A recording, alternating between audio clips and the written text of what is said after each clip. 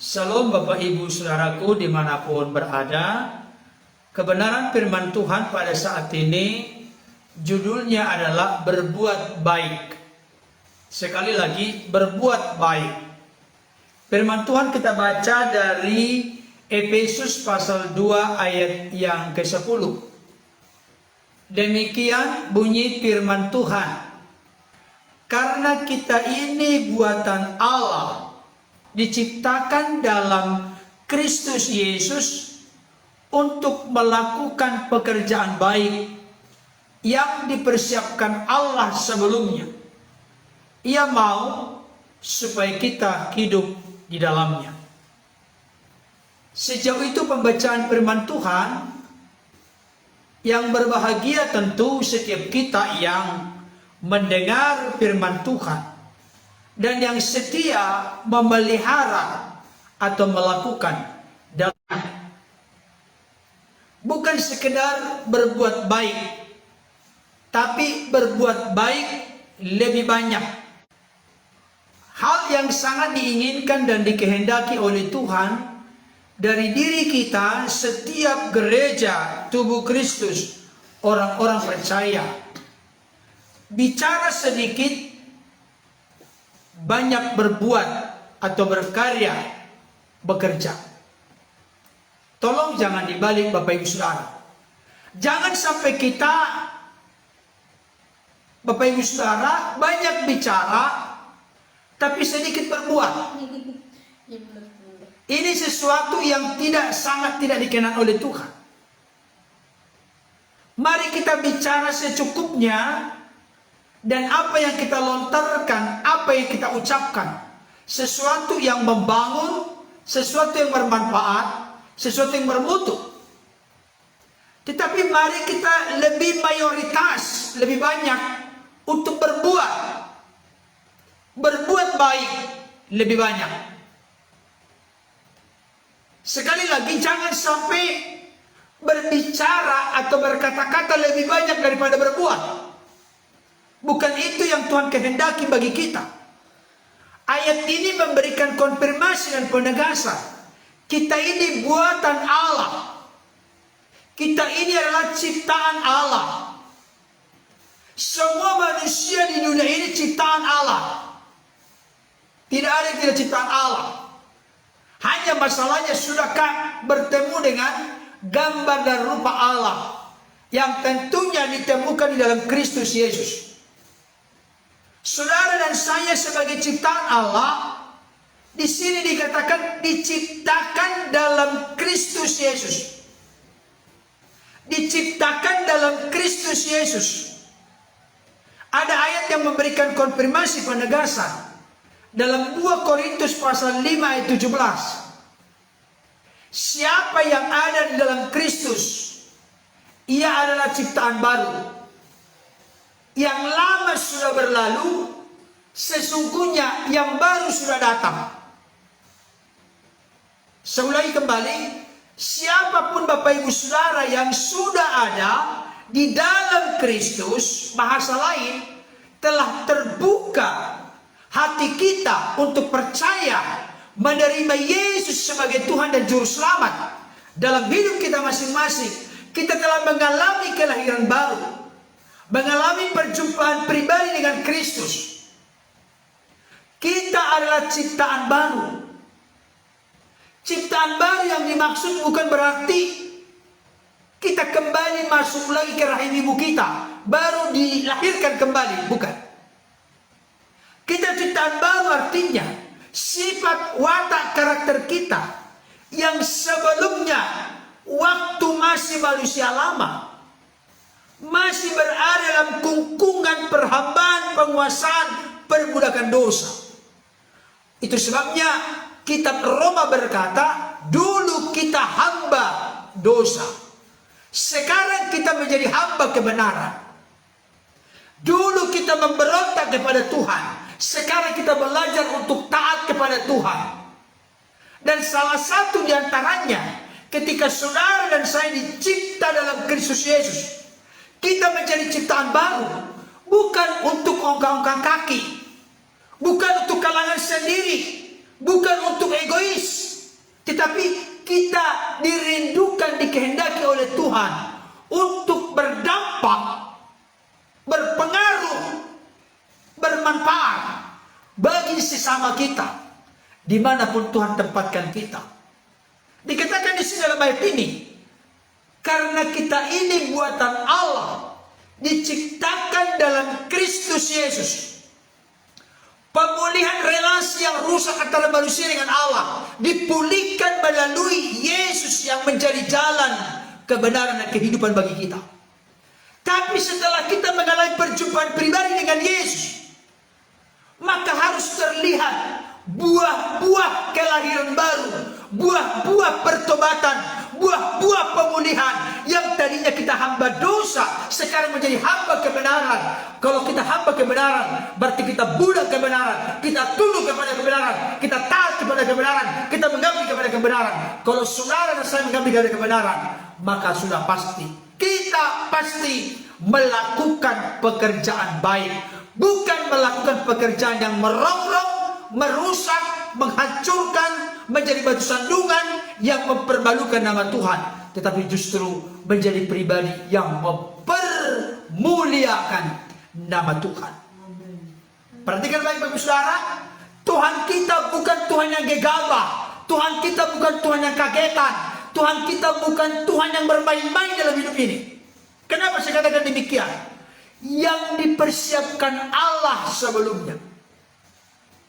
Jadi Bapak Ibu Saudara, sebelum kita ada di dunia ini, sebelum kita menjadi orang percaya, Tuhan telah mempersiapkan pekerjaan baik untuk kita lakukan.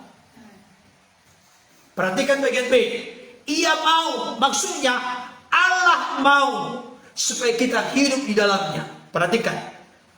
Tuhan mau supaya kita melakukan pekerjaan yang baik. Jangan sampai kita keluar lepas dari melakukan perbuatan baik, pekerjaan baik. Saudara dikasih Tuhan, beberapa minggu yang lalu saya membaca sebuah komentar dari orang di luar sana yang berkeyakinan lain. Mereka berkata begini, Pak Pendeta, buat apa lagi orang-orang Kristen yang percaya Yesus Tuhan melakukan pekerjaan baik, melakukan perbuatan baik, toh sudah selamat. Kemudian beliau melanjutkan lagi dengan komentarnya, saya baca. Mau menjadi penjina kek, mau menjadi pendosa kek, yang penting sudah percaya Yesus, pasti sudah selamat. Saudara dikasih Tuhan, saya mau kasih tahu, dia yang membuat komentar itu adalah orang yang sok tahu, tapi sebenarnya tong kosong nyaring bunyinya, gak ngerti apa-apa tentang kekristenan, gak mengerti apa-apa tentang isi Alkitab, kitab suci, gak mengerti apa-apa tentang doktrin ajaran kekristenan. Tapi dia begitu pede sambil tertawa. Orang Kristen boleh apapun, yang penting sudah percaya Yesus, pasti sudah selamat, pasti sudah hidup kekal, pasti sudah masuk surga. Saya kasih tahu Bapak Saudara, dengarkan baik. Yesus pernah menyampaikan sebuah pernyataan singkat. Hasilkanlah buah sesuai dengan pertobatan. Kalau saudara dan saya mengaku sudah bertobat, bermetanoia, berbalik dari dosa, kembali persembahkan hidup kepada Allah secara total, maka itu akan terlihat dari buah-buah pertobatan kita. Ini serius Bapak Ibu Saudara. Akan terlihat dari buah-buah pertobatan kita. Memang ada orang seringkali membuat bertentangan antara Rasul Paulus dengan surat Yakobus. Rasul Paulus berkata, kita dibenarkan, kita diselamatkan hanya oleh iman. Saya ulangi, Rasul Paulus memang berulang-ulang berkata, kita dibenarkan, kita diselamatkan hanya oleh iman, percaya kepada Yesus sebagai Tuhan Juru Selamat. Tetapi kitab Yakobus berkata, iman tanpa perbuatan pada hakikatnya adalah kosong. Iman tanpa perbuatan pada hakikatnya adalah mati.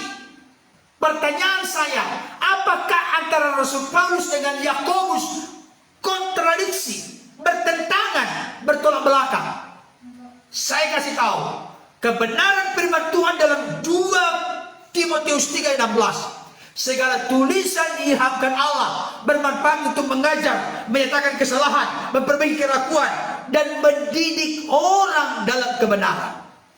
Jadi seluruh firman Tuhan dari Kejadian sampai Wahyu, semua itu diilhamkan oleh Roh Kudus. Tidak mungkin ada yang kontradiksi, tidak mungkin ada yang bertentangan. Semuanya sinkron karena dinapaskan, diilhami, diterangi oleh Roh Kudus dalam penulisannya. Kalau begitu, apa yang dimaksud Rasul Paulus? Apa yang dimaksud Yakobus? Rasul Paulus mau memberikan konfirmasi penegasan, apalagi dalam ayat ini yang kita baca tadi, di ayat sebelumnya, di dalam Efesus 2 ayat 8. Karena kasih karunia kamu diselamatkan oleh iman. Itu bukan hasil usahamu, itu bukan hasil pekerjaanmu. Jangan ada orang memegahkan diri di hadapan Allah. Efesus 2 ayat 8 sampai 9. Kita diselamatkan hanya karena kasih karunia oleh iman kepada Kristus. Itu terkait dengan keselamatan. Saya kasih tahu, tolong ditaruh di statusnya. Percaya Yesus gratis, tapi menjalani kehidupan yang baik, benar, bertanggung jawab, butuh kerelaan, butuh pengorbanan, butuh bayar harga, butuh perjuangan. Saya ulangi kembali, percaya Yesus itu gratis, cuma-cuma. Tolong jangan salah mengerti kalau ada cuma-cuma gratis. Kenapa gratis keselamatan? Bukan karena murahan. Saya ulangi kembali, keselamatan hidup kekal sorga itu gratis, bukan karena murahan, tapi karena tidak ada manusia yang bisa mencapainya. Dengan agama, dengan kebajikan, dengan perbuatan baik, dengan ilmu pengetahuan, dengan filsafat, dan lain sebagainya, tidak mungkin orang bisa meraih keselamatan. Itu full anugerah, grace, kasih karunia. Tetapi jangan lupa, menjalani hidup kekristenan butuh pengorbanan, butuh pengabdian, butuh ketaatan, sehingga kita didapati oleh Yesus sebagai hamba yang taat setia kepadanya.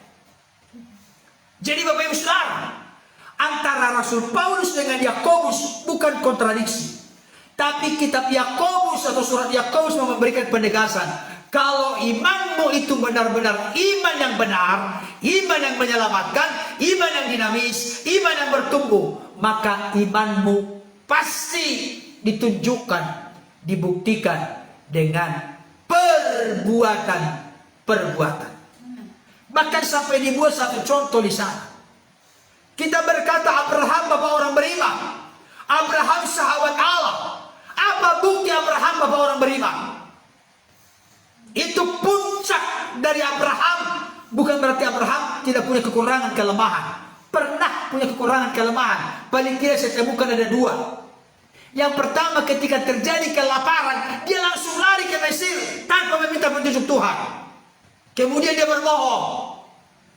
Kan berbohong. Nanti kalau kita pergi ke Mesir, katakanlah engkau adalah saudaraku, adikku ya. Sebenarnya dalam segi kekeluargaan masih ada kedekatan adiknya. Tetapi yang sebenarnya status utamanya adalah sebagai istri. Yang kedua, Abraham dengan Sarah berupaya untuk tanda petik menolong Tuhan. Mereka tidak sabar menanti janji Tuhan, maka mereka pun sepakat diprakarsai oleh Sarah. Kau lihat aku ini tidak melahirkan, barangkali Tuhan memberikan anak kepada kita melalui Hagar. Udah, kawini saja dia, nikahi saja dia, supaya melalui dia kita mendapatkan keturunan. Padahal janji Tuhan tidak pernah berubah. kegagalan manusia, apalagi ini terkait dengan jalur keselamatan sampai kepada Yesus, tidak boleh digagalkan oleh manusia. Kalaupun manusia gagal, tapi Tuhan selalu konsisten, selalu komitmen dengan janjinya. Tapi kenapa Abraham disebut bapak orang beriman? Sampai 3 agama besar di dunia mengakui bahwa itu adalah bapaknya. Yahudi, Kristen, saudara kita Islam. Saudara dikasih Tuhan. Kenapa Abraham dibuat sebutan sebagai bapak orang beriman? Hal itu tidak bisa dipisahkan ketika Abraham diminta oleh Tuhan setelah menanti 25 tahun lebih.